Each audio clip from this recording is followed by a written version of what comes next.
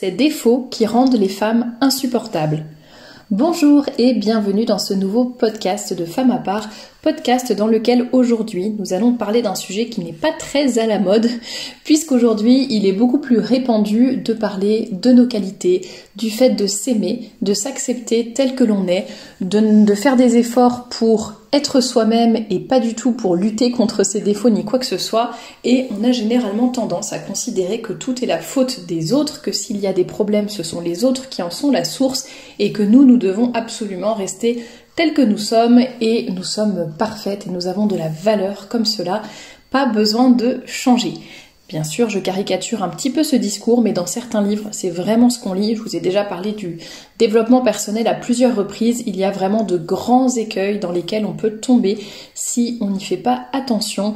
Et en ce début de carême, eh bien, je voudrais reparler de certains défauts que nous avons, alors que nous n'avons peut-être pas toutes, mais en tout cas, ce sont des tendances chez les femmes.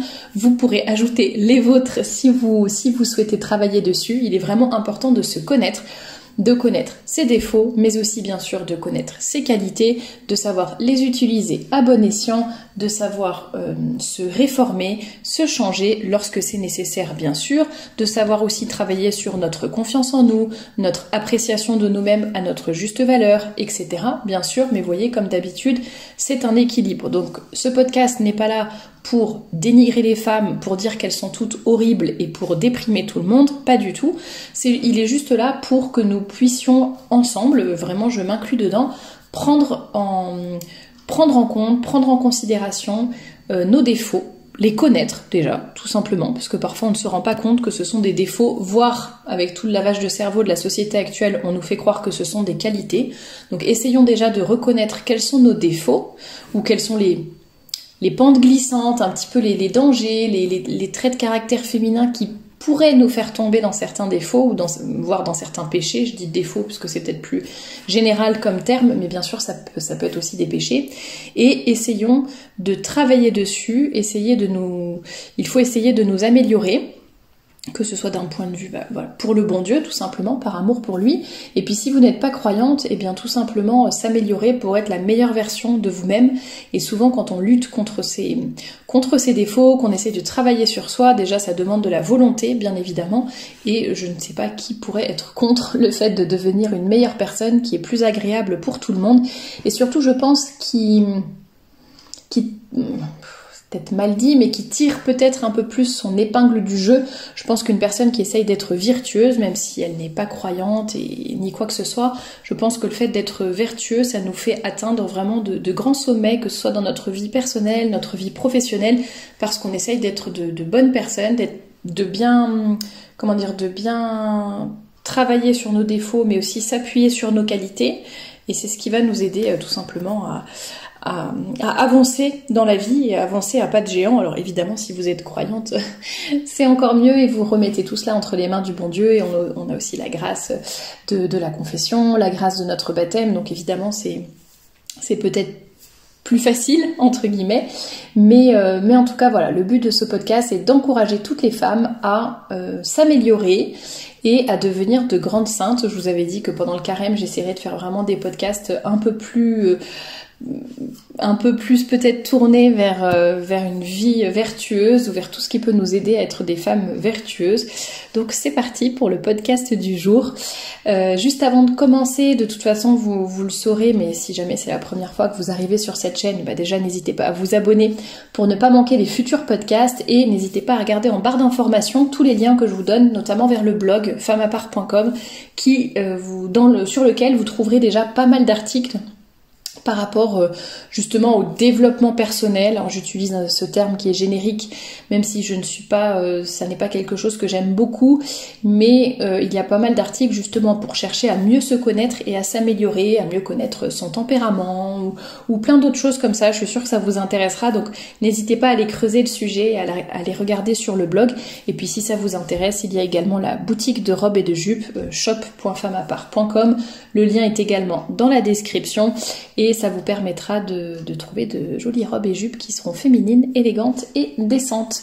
Alors, pour commencer, Je voudrais rappeler qu'effectivement ça n'est pas très à la mode entre guillemets déjà de vouloir devenir vertueuse. Il suffit de regarder le monde actuel et ce que le monde pousse les femmes à faire pour bien se rendre compte qu'effectivement ça va être un petit peu dur d'être dans ce combat contre soi-même. Il faut en avoir conscience, se dire bon, ça va être compliqué parce que déjà je vais à l'encontre un peu de mes instincts, de mes passions, de comme la façon dont je suis habituellement, peut-être de défauts qui sont ancrés en moi depuis longtemps. Et d'autre part, le monde qui nous entoure est tout le temps en train de nous dire qu'on est parfaite, qu'on est génial, qu'il faut pas changer, que si les autres nous disent de changer, c'est qu'ils ont tort, c'est qu'ils ne nous acceptent pas comme nous sommes, etc., etc. Donc déjà peut-être prenez conscience que ça va peut-être être difficile, mais c'est normal. Et qu'est-ce qui va être difficile également ? C'est de regarder ses défauts en face, tout simplement. Peut-être par orgueil, par amour-propre, c'est pas toujours facile de prendre conscience de ses défauts. Et deuxième chose, c'est qu'en fait, nous, on vit avec nous-mêmes, j'allais dire, un petit peu en permanence, et parfois c'est plus facile, on ne se rend même plus compte que ce sont des défauts, et c'est plus facile d'avoir l'avis de quelqu'un d'autre qui nous connaît, qui nous voit un peu de l'extérieur, avec un peu plus de recul. Donc toutes ces raisons font que parfois c'est un petit peu difficile de prendre conscience de ses défauts déjà, et ensuite de vouloir les corriger. Donc comme je le dis très souvent, il faut déjà en prendre conscience, il faut avoir la volonté de changer. Je veux changer, je l'écris quelque part, je le dis, je le demande dans mes prières, peu importe, mais il faut avoir cette volonté de changer. Si vous vous dites tiens, je suis très colérique, mais on s'en fiche et c'est tout. Voilà, non, il faut se dire allez, la colère c'est mal, ou tiens, ou si je m'emporte beaucoup trop fort lorsque je suis en colère, ça peut me faire du mal aux autres, c'est quelque chose que je voudrais corriger. D'ailleurs j'en avais parlé dans un podcast assez récent de la colère, et voilà, donc il faut avoir la volonté de changer, puis n'hésitez pas, si vous êtes croyante évidemment, à demander des grâces au bon Dieu. D'ailleurs j'ai oublié de faire un petit aparté avant de commencer, mais donc je m'adresse plutôt aux femmes.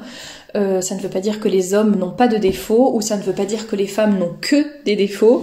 Voilà, je le répète, nous avons aussi des qualités, mais là le but c'est d'essayer de cibler un petit peu sur ces défauts pour essayer de les surmonter et d'être des femmes vertueuses, comme je le disais. Deuxième chose qui n'est pas très à la mode, c'est également le fait de dire qu'il y aurait des grandes tendances féminines. Alors je ne veux pas caricaturer non plus, donc prenez dans ce podcast ce qui vous intéresse, ce qui vous parle, les défauts qui sont les vôtres, effectivement, mais si vous ne vous retrouvez pas dans tel ou tel point, j'allais dire tant mieux, si vous n'avez pas tel ou tel défaut typiquement féminin, c'est très bien. Voilà, je suis obligée de faire un petit peu des généralités, tout simplement pour essayer que ça parle au plus grand nombre d'entre vous, mais effectivement ça n'est pas très à la mode de dire tiens, les hommes sont plutôt comme ça, les femmes sont plutôt comme ça. Bon, mais prenez ce qu'il y a à prendre, j'espère que ça vous aidera, et je rentre tout de suite dans le vif du sujet. Alors le premier point, j'en ai parlé, tous les points en vrai, j'en ai déjà parlé dans des conférences ou dans d'autres podcasts ou d'autres articles, donc vraiment n'hésitez pas, vous regardez dans les playlists de la chaîne YouTube, vous regardez sur le blog pour compléter, approfondir, je ne veux pas trop me répéter, mais au moins ça vous donnera des pistes de réflexion. Donc le premier défaut, ça serait la sensibilité. Alors ça n'est pas un défaut en soi, bien entendu. La sensibilité féminine peut aussi être un grand atout dans de nombreuses situations, que ce soit avec des enfants, avec des collègues ou d'autres personnes. Et bien parfois on a cette sensibilité, cette empathie, cette attention vers les autres et peut-être cette intuition entre guillemets qui fait que on va plus facilement comprendre nos collègues, on va plus facilement détecter que telle ou telle personne se sent mal, aurait besoin de notre soutien par exemple. Ça peut être aussi une sensibilité qui fait que tout simplement on va avoir plus d'empathie, je sais pas, envers les pauvres, envers les malades, on va peut-être plus facilement se mettre au service des personnes, etc. Donc la sensibilité n'est pas un défaut en soi, mais elle peut le devenir, surtout lorsqu'elle se transforme un peu en sensiblerie, c'est-à-dire ce que j'appelle sensiblerie, qui est un mot qui n'existe pas, mais c'est pour vous faire comprendre. Donc c'est vraiment pleurer pour un oui ou pour un non. C'est être beaucoup trop susceptible, on ne supporte pas la moindre critique, la moindre remarque, on ne comprend pas forcément le second degré, on va tout de suite se sentir visé dès qu'il y a quelque chose qui se passe, dès que quelqu'un, ou par un regard ou autre, on va interpréter beaucoup de choses. et l'interpréter en mal, enfin en mal pour nous, c'est-à-dire un mouvement de sourcil, une main qui se crispe, quelqu'un qui tourne la tête et ça y est, non mais là c'est sûr, il pense telle ou telle chose de moi, non mais là mon mari ceci, là mon collègue cela, etc., etc. Donc ça peut être vraiment une sensibilité qui va être, j'allais dire, à outrance, qui va justement ne plus être équilibrée et qui fait qu'à la fin finalement ça va nous desservir plutôt que de nous servir et de servir les autres. Donc il est vraiment important de dompter sa sensibilité. Je crois que j'avais fait 2 articles consacrés à la sensibilité, donc n'hésitez pas, vous tapez le mot-clé sur femmaport.com dans la barre de recherche, vous retrouverez, je crois que j'avais même fait un podcast là-dessus aussi. Donc il est vraiment important de trouver un équilibre, de dompter sa sensibilité, qui peut être une bonne servante mais une mauvaise maîtresse. Ça c'est une expression que j'avais mise dans l'article en question justement, et tout ça pour vous montrer qu'il est encore une fois question d'équilibre, mais que nous devons vraiment faire attention à ne pas être trop sensible, et ça peut nous faire aussi devenir capricieuse par exemple, parce qu'on ne va pas supporter la moindre contrariété j'ai pas eu ce que je veux, alors je râle, je tape du pied, je boude, etc. Bon, vous voyez tout ce genre d'attitude qui en fait convient bien mieux à des enfants qu'à des jeunes femmes. Et encore pour les enfants. Bref, deuxième point, deuxième défaut sur lequel nous devrions travailler, ou en tout cas auquel nous devrions faire attention, c'est le besoin de plaire. Je l'ai déjà expliqué dans beaucoup de podcasts, la femme a besoin d'être aimée, la femme a besoin de sentir qu'elle est utile, qu'on l'aime, qu'on la regarde. À la base, pas forcément dans un sens d'orgueil, de vanité, je veux que tous les yeux soient sur moi. Pas forcément du tout, justement, à la base, c'est pas forcément quelque chose de mauvais, mais c'est plus notre réservoir d'amour qui a besoin d'être rempli. Nous fonctionnons comme ça, nous avons besoin d'être rassurés quant à la place que nous avons dans le cœur de ceux qui nous entourent, notamment, surtout si nous sommes mariés, fiancés ou en couple, mais voilà, nous avons ce besoin d'être sûrs que nous sommes aimés. C'est ce qui va nous donner confiance en nous aussi. Rien qu'un homme qui va nous faire un compliment sur notre tenue, nous dire que nous sommes jolies, que nous sommes élégantes, etc. Mais ça nous redonne, ça nous rebooste pour toute la journée, et c'est agréable pour nous, et là on se sent à notre place, et on pourrait déplacer des montagnes, et on se sent encore plus motivé pour, je sais pas, pour aider les gens, pour faire nos activités du quotidien, etc.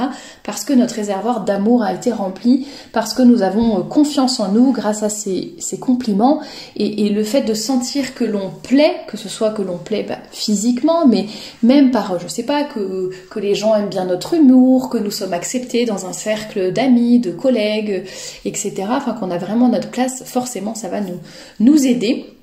J'allais dire, c'est un petit peu inscrit au cœur de chaque femme, sauf que parfois ça peut dégénérer, ou ça peut devenir trop important, justement, ce besoin de plaire, et ça peut justement nous faire tomber dans l'orgueil, dans la vanité. Nous avons envie d'être au centre du monde un petit peu, vous voyez, de monopoliser l'espace, de monopoliser la conversation. Il faut que les regards soient sur nous, et justement pour capter ces regards, pour avoir de l'attention, parce que c'est ce qui va nous faire sentir que nous sommes aimés, et bien pour capter cette attention, parfois on va trop en vouloir, et parfois on va trop en faire, voire faire de mauvaises choses pour avoir cette attention. Donc ça peut être dans notre tenue vestimentaire par exemple, ça c'est l'exemple le plus simple. On va commencer à être un petit peu sexy, à raccourcir nos jupes, à avoir un décolleté un peu plus plongeant, à, je sais pas, avoir un maquillage plus prononcé, une coiffure alambiquée, enfin j'en sais rien. On va recourir à plein d'artifices ou plein de moyens différents pour capter l'attention sur nous, sur notre corps, pour attirer le regard, pour vraiment attirer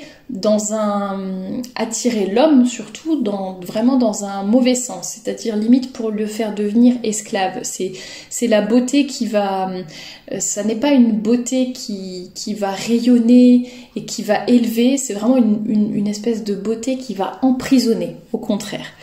Et donc ce besoin de plaire peut aussi nous faire devenir, donc je l'ai dit, vaniteuse, superficielle, parce que voilà, on va être centré tout le temps sur notre petite personne, sur notre apparence, etc., sans penser au reste. Ça peut aussi nous faire devenir trop sensuelle, trop séductrice, etc. Donc évidemment, ça peut être mauvais, ça peut être dangereux, et pour notre âme et pour l'âme des hommes qui nous entourent. Donc bien évidemment, c'est un défaut auquel il faut faire très attention. Et d'ailleurs, c'est assez difficile de ne pas tomber dans ce défaut, enfin de garder l'équilibre, tout simplement parce qu'il y a aussi ce désir de beauté au cœur, inscrit au cœur de la femme.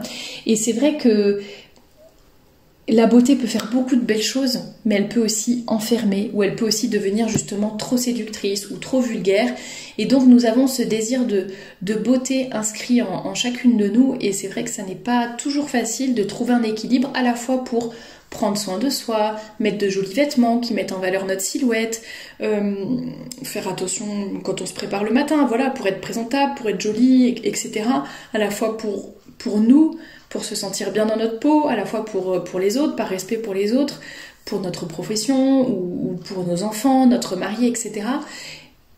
Et en même temps, voilà, il ne faut pas que ça devienne de la vanité, de la superficialité, il ne faut pas qu'on ne pense qu'à notre apparence, mais ça n'est pas mauvais en soi, vous voyez, de prendre soin de soi, d'essayer d'être belle, etc. Mais comme d'habitude, c'est une question d'équilibre, donc faisons attention à cela. Troisième point, j'ai noté le manque de douceur. Ça, je crois que la douceur, alors les féministes détestent quand on emploie ce mot, quand on dit que les femmes, voilà, doivent être douces, etc. On a l'impression que la douceur, c'est quelque chose d'horrible, où on a l'impression que être douce, c'est être insipide, être, comment dire, n'avoir aucune opinion, enfin vous voyez, être vraiment comme un encéphalogramme plat. Être douce, c'est être vraiment la fille stupide qui n'a rien à dire, qui n'est pas capable, qui n'a pas confiance en elle, qui n'est pas capable d'exprimer une opinion, qui n'est pas capable de soutenir un débat, qui n'est pas capable de se débrouiller toute seule, qui n'est pas courageuse. Enfin, vous voyez, on associe beaucoup, en tout cas les féministes associent beaucoup la douceur à quelque chose de mauvais. J'avais fait un article là-dessus qui s'appelait être douce, est-ce être faible? Et justement, ça ne veut pas du tout dire qu'on est faible, qu'on ne ose jamais le ton, qu'on est une femme insipide. Ça veut pas dire non plus qu'on va... Enfin, ça veut dire tout simplement qu'on ne va pas agir comme une vieille fille aigrie, et qu'on va faire tout son possible pour ne pas être abrupte, ne pas être agressive, ne pas monter tout de suite dans les tours, ne pas être celle qui monopolise tout le temps la conversation en haussant le ton et en parlant vraiment très très fort, en criant. Vous voyez, il y a des gens, parfois on les rencontre comme ça dans la rue, ils sont en train de crier, de parler très fort, ou dans le métro ou autre. C'est celle qui va être patiente envers son mari, envers ses enfants, envers les personnes qui l'entourent. La douceur aussi a quelque chose de compatissant, enfin est rattachée aussi un petit peu à l'empathie. C'est la personne qui va savoir garder son calme. Et il y a aussi ce petit côté tendresse, je trouve, dans la douceur, qui va vraiment nous aider justement à être des femmes qui... Ça va aussi avec des bonnes manières, mais vous voyez, qui naviguent bien dans la société. Quand je dis société, c'est vraiment à la fois au sens strict de la famille et au sens un peu plus large. Mais voilà, qui va vraiment autant... dans son attitude aussi, sa façon de marcher, etc. On peut être douce, vraiment, c'est dans la conversation, c'est dans la façon de parler, c'est dans le vocabulaire aussi que l'on emploie. Donc ça ne veut pas dire... justement, ça veut dire qu'il faut essayer d'éviter d'être toujours sur la défensive, d'être toujours dans l'agression, de répondre avec véhémence, etc. Et en même temps, la douceur ne veut pas du tout dire qu'on s'écrase, qu'on ne dit rien, qu'on n'a aucune opinion et qu'on laisse les gens nous dire n'importe quoi, nous insulter, et puis on ne dit rien. Non, c'est pas ça non plus. Mais sachons faire preuve de douceur, surtout dans ce monde de brutes, j'allais dire, où justement chacun essaye de tirer la couverture à soi de façon assez agressive, et tout le monde essaye d'être dans l'affirmation de soi à outrance, qui en devient presque agressive pour les autres, qui les pauvres n'ont pas forcément rien, enfin n'ont rien fait pour mériter ça. Et donc il faut essayer de redonner un petit peu de douceur dans nos vies, et vous verrez le bon effet que ça peut avoir autour de vous. Je crois que c'est le 4e point. Ne pas accepter d'avoir tort. Ça, c'est un assez gros défaut féminin aussi. Les femmes sont parfois têtues, ou alors pensent qu'elles ont vraiment raison, mais sont persuadées veulent absolument avoir le dernier mot, peuvent partir dans des longs débats et ne jamais accepter que non mais en fait t'as vraiment tort quoi. Donc acceptons d'avoir tort, ça c'est, je pense que c'est notre orgueil aussi qui en prend un coup.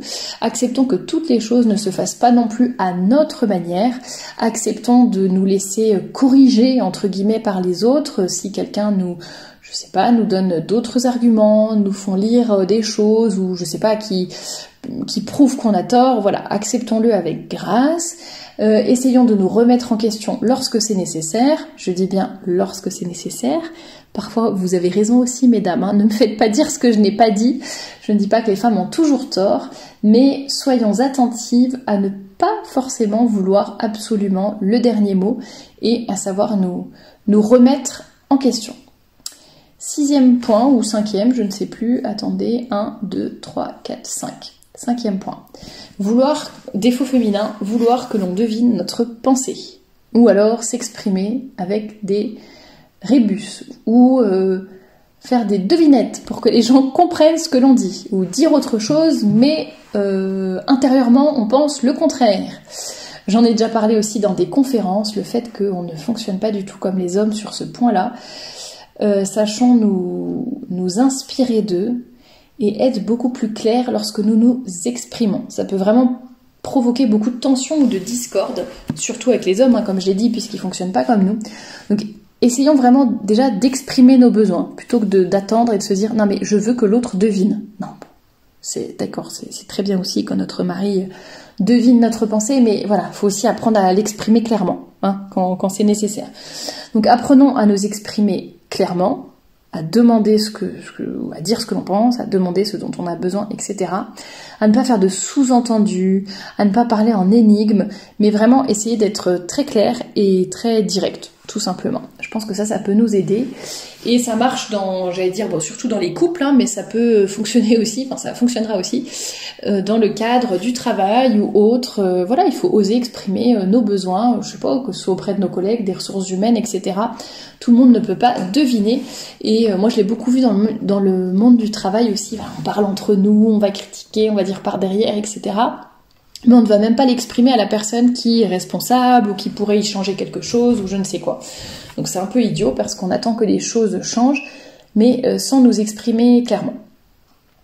Avant-dernier point, le fait de se comparer aux hommes, ça je ne vais pas trop m'étaler là-dessus, mais effectivement ça peut être un défaut féminin, or peut-être plutôt féministe d'ailleurs, mais voilà. Hommes, femmes, nous sommes différents, nous sommes complémentaires, mais n'essayons pas de trop leur ressembler, c'est-à-dire essayons de prendre chez les hommes ce qui est le plus intéressant pour nous, ce qui peut nous aider, leur façon de fonctionner, qui peut nous aider à être de meilleures femmes, de meilleures personnes. Par exemple, le fait de s'exprimer clairement, le fait de moins se prendre la tête, d'essayer de dompter sa sensibilité, d'être plus rationnel sur certaines choses, etc., etc. Tout ce que l'on peut prendre en modèle chez les hommes, n'hésitons pas, nous pouvons le prendre en modèle chez eux, bien sûr, mais ayons conscience que nous sommes différents, que nous n'avons ni les mêmes besoins, ni les mêmes rôles, ni quoi que ce soit. Psychologiquement, nous sommes différents aussi au niveau des cerveaux, des hormones, etc. Donc essayons vraiment de laisser chacun à sa juste place et essayons aussi de ne pas traiter les hommes ni comme nos enfants, ni comme nos ennemis, ni comme nos serviteurs. On n'est pas là ni pour les infantiliser, ni pour les dominer, ni quoi que ce soit. On est là pour travailler ensemble au bien commun. Voilà. Dernier point, le bavardage. Vous aurez compris que dans ce dernier point, je m'y retrouve tout à fait. Il n'y a qu'à regarder le nombre de podcasts que je sors et leur longueur. Alors oui, souvent les femmes se font moquer pour leurs bavardages incessants. Alors, on ne va pas dire que le bavardage, j'allais dire, n'est pas forcément un défaut en soi. Je sais pas, si vous recevez une amie, que vous papotez tout l'après-midi, bon, on pourrait appeler ça du bavardage, mais voilà, c'est dans un cadre tout à fait où votre bavardage, justement, ne posera pas de problème. Si vous bavardez jusqu'à donner mal à la tête à votre mari, si vous bavardez avec, je sais pas, une amie au téléphone jusqu'à négliger votre devoir d'état et je sais pas, vous ne faites pas à manger pour vos enfants ou vous faites n'importe quoi vite fait décongelé parce que vous n'avez pas eu le temps parce que vous étiez en train de papoter. Si lors de vos bavardages, eh bien, ce sont des occasions de critiques, de calomnies, d'orgueil ou autre, bien sûr, ça devient un défaut. Essayons de laisser la place à l'autre.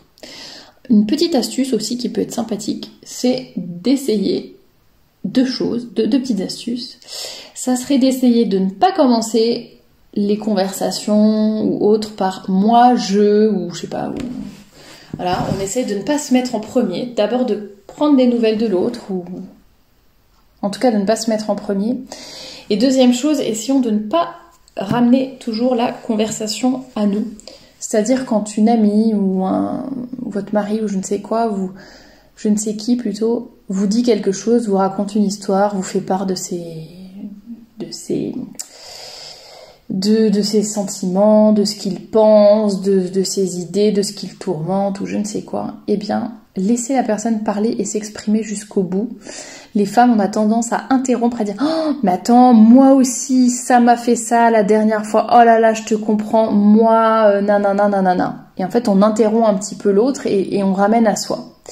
Je ne dis pas qu'il ne faut jamais parler de soi. Je ne dis pas qu'il ne faut jamais donner des exemples, partager ses expériences. Voilà, c'est ça aussi qui est sympathique avec nos amis. On échange, etc. Il n'y a pas de mal à ça. Mais faisons attention, soyons quand même attentives à ne pas être trop égocentrique, à laisser de la place aux autres et à les laisser s'exprimer et à ne pas être toujours dans la critique. Et apprenons quand même à diminuer notre volume de parole. Je pense que ça peut être important aussi de rester en silence. Après, ça dépend des situations de chacune. Vous pouvez aussi, par exemple, si vous êtes marié et que votre mari supporte un peu difficilement votre bavardage, justement, essayez plutôt de parler avec vos amis plutôt que de blablater en permanence avec votre mari à partir du moment où il rentre du travail et jusqu'à ce qu'il s'endorme. Je ne dis pas qu'il ne faut rien dire à son mari, n'interprétez pas mal mes propos, mais vous voyez ce que je veux dire, essayons vraiment de ne pas casser les oreilles de nos auditoires, de nos différents auditoires avec nos bavardages incessants, laissons de la place aux autres, laissons de la place au silence aussi, tout simplement. Voilà un peu pour les points que je voulais aborder avec vous aujourd'hui, ces défauts que je pense qu'il faut vraiment que nous les femmes nous corrigions. Essayons de regarder la réalité en face, de voir ce qui nous freine un peu sur notre chemin du ciel, j'allais dire. N'hésitez pas à lire aussi, à regarder dans la bibliographie du blog les livres d'Alexandre Diany-Navarde, notamment sur les tempéraments, les caractères, etc. Ou d'écouter la conférence sur les tempéraments de l'abbé, je ne sais plus le nom de cet abbé, si vous tapez sur Google CD ou conférence sur les 4 tempéraments, vous le trouverez. Et ça vous aidera à mieux vous connaître et à connaître justement les défauts et les qualités qui sont généralement attachés à chaque tempérament. Ça vous permettra de mieux vous connaître, de peut-être vous dire « Ah oui, c'est vrai, tiens, j'ai ce défaut-là, je m'en étais pas trop aperçu, faut que je le corrige, que je fasse de mon mieux, etc. » Ça peut vous aider. C'est ça que j'appelle le vrai développement personnel, c'est vraiment essayer de devenir des femmes vertueuses, des femmes saintes qui cheminent vers le ciel, qui essayent de plaire au bon Dieu, qui essayent d'être la meilleure version d'elles-mêmes, non pas juste pour écraser les autres, pouvoir s'en glorifier devant leur miroir ou sur les réseaux sociaux, mais tout simplement pour grandir en sainteté, par amour pour le bon Dieu, et être les meilleures personnes possibles pour être bien complémentaires avec les hommes aussi, parce qu'on exige toujours beaucoup de choses des hommes, on voudrait qu'ils soient comme ceci, on voudrait qu'ils soient comme cela, on pointe leurs défauts, mais essayons déjà de corriger les nôtres. Merci de m'avoir écouté jusqu'au bout et je vous dis à très bientôt pour une nouvelle chronique.